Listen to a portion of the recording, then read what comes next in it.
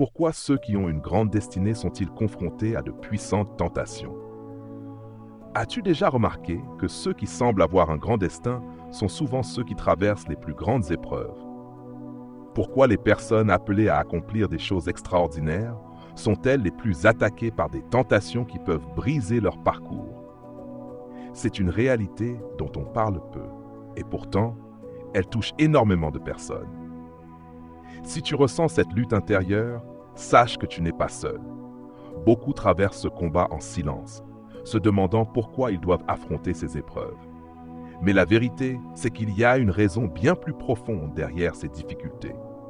Il ne s'agit pas seulement d'une faiblesse humaine, mais d'un véritable combat spirituel. Dans la Bible, certains des plus grands hommes de foi ont été confrontés à des tentations destructrices. Le roi David, connu pour être un homme selon le cœur de Dieu, est tombé dans la tentation avec Bethsabée. Samson, un homme doté d'une force incroyable, a vu son destin compromis par sa faiblesse face à Dalila. Aujourd'hui encore, ceux qui portent une mission importante sont confrontés à ces mêmes luttes. Mais pourquoi?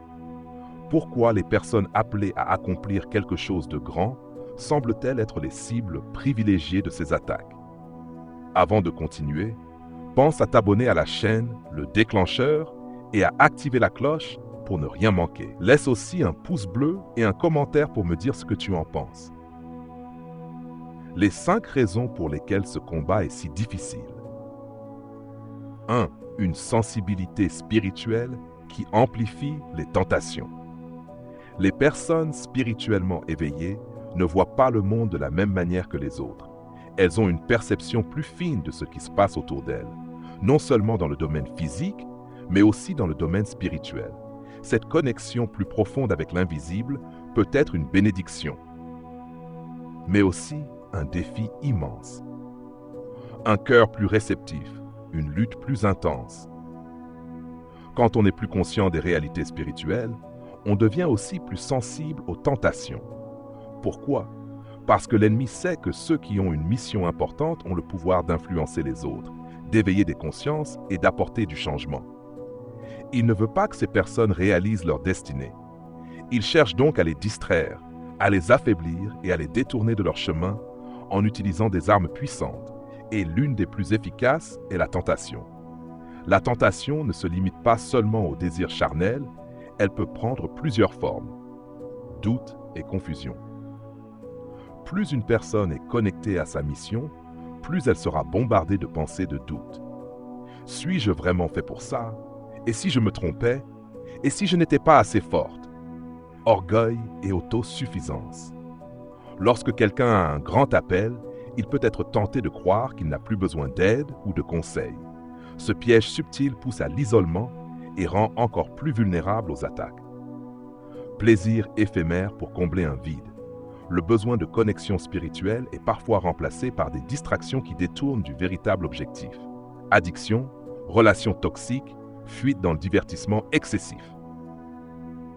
Pourquoi l'ennemi s'attaque-t-il aux personnes spirituellement sensibles? Imaginons un guerrier dans une armée. Un soldat ordinaire peut être attaqué, mais celui qui porte les plans stratégiques de la bataille est une cible prioritaire. C'est exactement ce qui se passe dans le monde spirituel. Plus une personne est proche de sa mission, plus elle est dangereuse pour l'ennemi. Plus elle peut impacter les autres, plus elle subira des tentations intenses pour l'éloigner de son but. Si elle tombe, elle risque non seulement de ralentir sa progression, mais aussi de décourager ceux qui la suivent. La Bible nous met en garde contre ces attaques. Dans Éphésiens 6:12, il est écrit « Car nous n'avons pas à lutter contre la chair et le sang, mais contre les dominations, contre les autorités, contre les princes de ce monde de ténèbres, contre les esprits méchants dans les lieux célestes. » Cela signifie que le combat n'est pas seulement physique ou mental, mais spirituel. Il est essentiel de prendre conscience de cette réalité pour mieux se préparer à y faire face. Comment surmonter ces tentations? Face à cette intensité spirituelle, il est crucial d'adopter une discipline de vie qui renforce notre capacité à résister aux attaques. Voici quelques clés essentielles. Rester ancré dans la prière et la méditation. Plus on se rapproche de la source divine, plus on est capable de reconnaître et de repousser les pièges de l'ennemi. Développer la vigilance. Être conscient des moments où on est le plus vulnérable permet d'anticiper et d'éviter certaines erreurs. S'entourer de personnes alignées. Avoir un cercle de confiance avec des personnes qui partagent la même vision aide à rester sur la bonne voie et à éviter l'isolement. Éviter les compromis. Ce sont souvent les petites concessions qui mènent aux grandes chutes. Se fixer des limites claires protège contre les dérives. Renouveler son esprit en permanence. Remplir son cœur et son esprit de pensées positives et alignées avec sa mission permet de ne pas laisser de place aux distractions destructrices. Si cette vidéo t'aide à mieux comprendre ces réalités, pense à t'abonner à Le Déclencheur. 2. La solitude renforce la vulnérabilité. Pourquoi les personnes destinées à un grand rôle sont-elles si souvent seules? Avez-vous remarqué que ceux qui sont appelés à accomplir de grandes choses se retrouvent souvent isolés? Cette solitude n'est pas un hasard. Elle fait partie du processus de transformation, mais elle peut aussi devenir une arme contre nous si elle n'est pas bien gérée. Quand on suit un chemin différent de la majorité, il est naturel de se sentir seul. La masse suit un modèle préétabli, tandis que ceux qui sont appelés à la grandeur doivent sortir des sentiers battus. Ce parcours unique les éloigne parfois des autres, et cet isolement peut les rendre plus vulnérables aux tentations. L'isolement, une bénédiction ou un piège? La solitude peut être une force, car elle permet de se recentrer, de réfléchir et d'éviter les distractions du monde extérieur. Les moments de solitude sont souvent ceux où l'on reçoit les révélations les plus puissantes. Moïse a passé 40 jours seul sur la montagne avant de recevoir les commandements. Jésus s'est retiré dans le désert pendant 40 jours avant de commencer son ministère. Les plus grands visionnaires et leaders ont souvent traversé des périodes d'isolement avant d'accomplir leur mission. Mais attention, ce qui est censé être un temps de préparation peut aussi devenir un piège si on laisse la solitude nous consumer. Lorsque la solitude devient un fardeau au lieu d'un moment de croissance, elle ouvre la porte aux tentations. Les personnes isolées ont tendance à être plus vulnérables, car elles n'ont personne pour les encourager ou leur rappeler leur objectif. Elles sont plus exposées aux doutes et aux pensées négatives. Elles cherchent parfois du réconfort dans des habitudes destructrices, addiction, distractions inutiles, relations toxiques. L'ennemi exploite la solitude pour détruire. L'isolement peut être un terrain fertile pour le découragement, l'anxiété et les mauvaises décisions. L'ennemi le sait très bien et utilise cette vulnérabilité pour semer des doutes et des désirs destructeurs. Regardez l'histoire de Samson. Cet homme doté d'une force surhumaine s'est retrouvé isolé et vulnérable. C'est dans cette solitude qu'il a trouvé refuge auprès de Dalila, une relation qui l'a conduit à sa chute. Quand personne n'est là pour nous tenir responsables, nous sommes plus susceptibles de baisser notre garde. C'est pourquoi les tentations sont souvent plus fortes quand on est seul. Que ce soit le sentiment d'abandon qui pousse à rechercher du réconfort ailleurs, l'ennui qui pousse à céder à des distractions inutiles, le manque de soutien qui affaiblit la volonté de rester discipliné. La solitude n'est pas dangereuse en soi, mais la manière dont nous la vivons peut soit nous élever, soit nous faire tomber. Comment transformer la solitude en atout plutôt qu'en faiblesse? Pour ne pas tomber dans les pièges de la solitude, il est essentiel de créer une discipline spirituelle. Profite des moments de solitude pour renforcer ta connexion avec ta foi. Médite, prie, écris tes pensées et garde un lien fort avec ton objectif. S'entourer de bonnes personnes, même à distance. L'isolement physique ne signifie pas être seul émotionnellement. Trouve des mentors, des amis de confiance, des groupes de soutien qui partagent tes valeurs. Gardez un esprit occupé et focalisé sur sa mission. La solitude devient dangereuse quand elle laisse place à l'ennui. Fixe-toi des objectifs, apprends de nouvelles choses et investis ton énergie dans des activités constructives. Accepter et comprendre la solitude. Plutôt que de la voir comme un fardeau, perçois-la comme une opportunité. C'est dans la solitude que l'on découvre qui l'on est vraiment et que l'on construit sa force intérieure. Si ce message te parle, pense à t'abonner à Le Déclencheur, à liker la vidéo et à laisser un commentaire pour partager ton expérience. 3. Une grande mission attire de plus grandes attaques. Pourquoi les personnes destinées à réussir font face à de plus gros obstacles? As-tu déjà remarqué que ceux qui ont un grand potentiel semblent souvent rencontrer plus de difficultés que les autres? Que plus une personne cherche à accomplir quelque chose d'important, plus elle doit faire face à des épreuves intenses. Ce n'est pas un hasard. Plus ta mission est grande, plus les attaques seront puissantes. Un destin exceptionnel ne vient jamais sans résistance. Dans la vie, il y a un principe fondamental. Les plus grandes victoires viennent après les plus grands combats. Plus ton impact est appelé à être fort, plus les épreuves viendront tester ta détermination. L'adversité comme test de l'élite. Imagine un simple bateau de pêche comparé à un navire de guerre. Le bateau de pêche ne suscitera jamais d'attaque, car il ne représente aucun danger. Mais un navire de guerre, lui, sera toujours une cible, car il a une mission capitale. C'est pareil dans la vie. Si tu n'étais pas destiné à quelque chose de grand, tu ne serais pas une cible. Si tu ne dérangeais pas, on ne chercherait pas à t'arrêter. L'ennemi attaque ceux qui ont le potentiel de changer les choses. Pourquoi? Parce qu'un individu aligné avec sa mission peut impacter des milliers, voire des millions de vies. Et ça, c'est une menace pour tout ce qui cherche à maintenir le statu quo. Les épreuves, des armes pour te freiner. Le doute et la peur. L'ennemi sait que la peur peut paralyser même les esprits les plus brillants. Suis-je vraiment capable? Et si j'échouais? Que vont penser les autres? Ces pensées viennent pour te ralentir, pour que tu abandonnes avant même d'avoir commencé. Ceux qui réussissent ne sont pas ceux qui n'ont pas peur, mais ceux qui avancent malgré la peur. 2. La tentation de l'abandon. Plus la mission est grande, plus la fatigue peut se faire sentir. Les épreuves semblent parfois interminables et le découragement peut s'installer. Moïse voulait abandonner en chemin car la pression était énorme.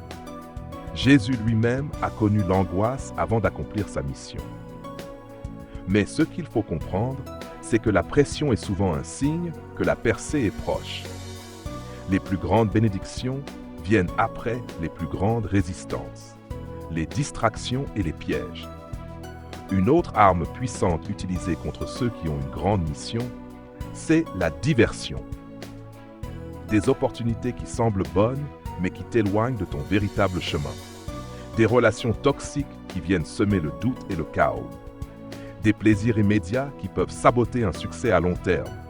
L'ennemi n'a pas besoin de te détruire brutalement, il lui suffit de te détourner de ta mission. Reste concentré. Chaque décision compte. Pourquoi ces épreuves sont en réalité un signal positif? Si tu traverses des difficultés aujourd'hui, sache que c'est parce que tu es sur la bonne voie. Les obstacles ne viennent pas pour te détruire, mais pour te renforcer. Les attaques sont la preuve que ton rôle est important. Si l'adversité est grande, c'est que ton impact est énorme. N'oublie jamais que les diamants se forment sous la pression. Au lieu de voir ces attaques comme une punition, vois-les comme un test qui va prouver ta valeur. Si tu persévères, tu sortiras plus fort, plus sage et prêt à accomplir ta destinée. Comment surmonter les grandes épreuves? Adopte une mentalité de guerrier. Rien de grand ne se fait sans combat. Chaque épreuve est une opportunité de croissance. Apprends à voir les défis comme des marches vers ton succès. Protège ton esprit. Évite les influences négatives. Entoure-toi de personnes qui croient en toi. Remplis ton esprit de pensées positives et inspirantes. Reste fidèle à ta mission. Ne te laisse pas détourner par les distractions. Sois discipliné et garde les yeux fixés sur ton objectif. Rappelle-toi pourquoi tu as commencé. 4. Les blessures émotionnelles créent des failles. Pourquoi nos douleurs du passé peuvent devenir nos plus grandes faiblesses? Avez-vous déjà ressenti un vide intérieur, une douleur invisible que personne ne voit, mais qui influence silencieusement votre comportement, vos choix et vos réactions? Ces blessures émotionnelles, qu'elles viennent du rejet, de l'abandon, de trahison ou d'échecs passés sont bien plus puissantes qu'on ne le pense. Ce sont elles qui ouvrent la porte à des comportements destructeurs, des addictions, des relations toxiques. Et surtout, elles peuvent être exploitées pour vous éloigner de votre mission. Une blessure non guérie devient une faiblesse exploitée. Ce n'est pas un hasard si tant de personnes talentueuses, dotées d'un grand potentiel, tombent dans des pièges qui les détruisent. L'ennemi ne s'attaque pas à ce qui est fort en vous, mais à ce qui est fragile. Les blessures émotionnelles. Un terrain propice aux tentations. Lorsque vous êtes émotionnellement vulnérable, vous devenez plus réceptif aux distractions et aux tentations qui semblent offrir un soulagement temporaire. Un manque d'amour peut vous pousser à chercher l'affection dans des relations toxiques. Un rejet passé peut vous rendre dépendant de l'approbation des autres. Une humiliation vécue peut vous amener à prouver votre valeur par des choix impulsifs. Les blessures émotionnelles sont comme des portes ouvertes. Si elles ne sont pas fermées et guéries, elles laissent entrer des influences qui peuvent saboter votre avenir. Comment ces blessures deviennent des failles exploitées? La quête de reconnaissance. Beaucoup de personnes blessées cherchent désespérément à être validées par les autres. Elles peuvent être prêtes à tout pour être acceptées, même à trahir leurs valeurs profondes. Si ton estime de toi dépend de l'opinion des autres, alors tu leur donnes le pouvoir de te contrôler. La recherche du réconfort dans les mauvaises choses. Les blessures créent un vide et ce vide demande à être rempli. C'est ainsi que certaines personnes tombent dans des addictions, relations toxiques, plaisirs immédiats qui mènent à la destruction, fuite dans l'alcool, la nourriture, les écrans. Le problème n'est pas la tentation en elle-même, mais la faille intérieure qui lui donne du pouvoir. 3. La peur de revivre la douleur. Quand on a été trahi, rejeté ou humilié, on développe parfois une peur excessive d'échouer ou d'être blessé à nouveau. Cette peur peut nous empêcher d'oser, de prendre des risques et de suivre notre véritable chemin. Les blessures non guéries ne font pas que nous faire souffrir. Elles nous empêchent aussi d'avancer. Comment transformer ces blessures en force? Identifier la source de la douleur. Prends un moment pour réfléchir. Quelle blessure émotionnelle influence tes décisions aujourd'hui? Est-ce un rejet, un abandon, une trahison? Une fois que tu identifies cette faille, tu peux commencer à la guérir. Ne cherche pas à combler un vide avec de mauvaises solutions.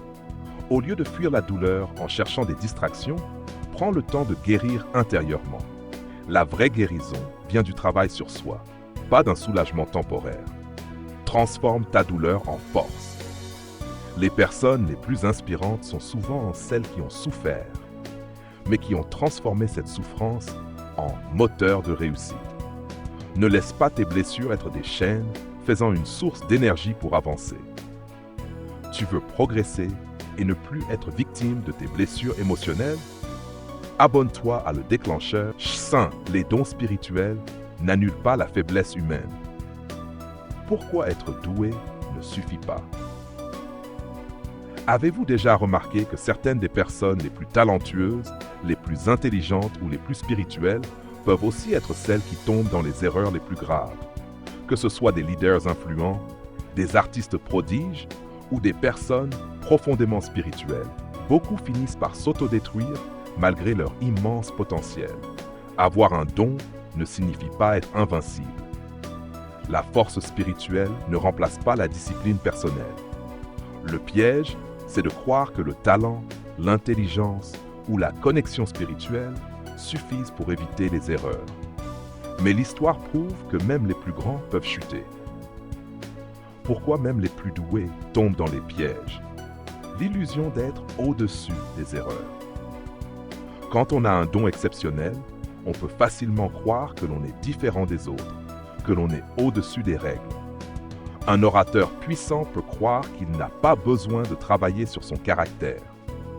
Un entrepreneur brillant peut penser qu'il est trop intelligent pour échouer.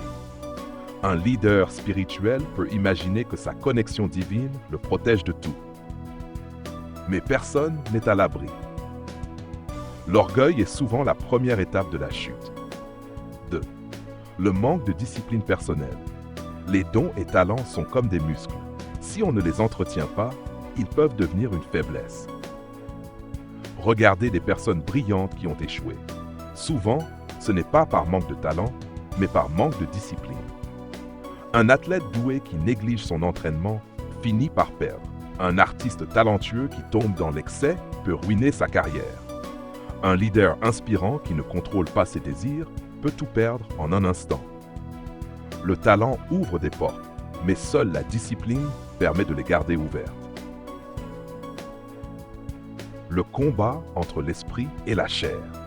Peu importe à quel point tu es doué, tu restes humain. Même les plus grands leaders spirituels de l'histoire ont dû lutter contre leurs faiblesses. David était un roi et un guerrier exceptionnel, mais il a failli à cause d'un désir incontrôlé. L'homme est un être complexe. Il peut être à la fois puissant et vulnérable. Plus ton esprit est fort, plus tu dois surveiller ta chair. Ne sous-estime jamais tes propres faiblesses, car elles apparaissent souvent là où tu t'y attends le moins. Comment éviter de tomber malgré ses dons? Cultive l'humilité. Peu importe ton niveau, rappelle-toi que tu restes humain. Ne crois jamais que tu es au-dessus des erreurs. Apprends des autres et reste toujours en apprentissage. Développe une discipline stricte. Si tu as un talent, protège-le par des habitudes solides. Fixe-toi des règles et respecte-les. Le succès ne vient pas seulement du talent, mais de la constance. Garde ton entourage en alerte. Entoure-toi de personnes qui peuvent te dire la vérité et qui t'aident à rester sur le bon chemin. Un bon entourage peut t'empêcher de tomber là où d'autres ont échoué. Reste inspiré et continue à grandir. Le chemin vers la réussite est semé d'embûches, mais tu n'es pas seul dans ce combat. Chaque défi que tu traverses te rend plus fort, plus sage et te rapproche de ton objectif. Si tu ressens cet appel à progresser, à surmonter les obstacles et à atteindre ton plein potentiel, alors tu es exactement au bon endroit. Ne laisse pas ce message s'arrêter là. Continue à nourrir ta motivation, à renforcer ton mindset et à avancer vers ta destinée. Comment faire? C'est simple. Abonne-toi dès maintenant à Le Déclencheur pour ne manquer aucun contenu inspirant. Like cette vidéo pour montrer que ce message résonne en toi et pour aider d'autres à le découvrir. Laisse un commentaire. Quelle leçon retiens-tu de cette vidéo? Partage ton ressenti et échange avec la communauté. Active la cloche des notifications, car chaque nouvelle vidéo pour Le Déclencheur qui changera ta vie. Ensemble, on avance vers le succès. Ne lâche rien, ton destin t'attend.